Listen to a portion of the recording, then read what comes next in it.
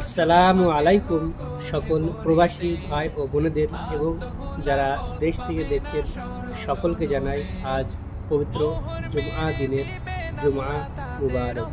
এবং এটা আজ আমার ইউএইতে তৃতীয় জুমআ, আলহামদুলিল্লাহ। তো যারা দেশ থেকে ভিডিওটি দেখছেন তারা অবশ্যই সকল প্রবাসী ভাই ও বোনদের জন্য প্রাণ থেকে দোয়া করবেন এবং সকলে জুমার নামাজ আদায় করবেন।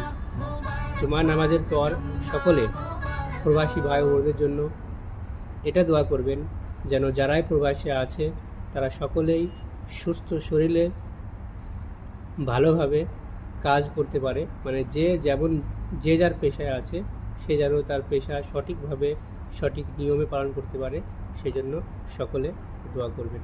তো আবার একবার জানাই আজ পবিত্র জুম্মার দিন, জুম্মা মুবারক। চলুন আমরা সকলে নামাজের জন্য তৈরি হয়ে যাই।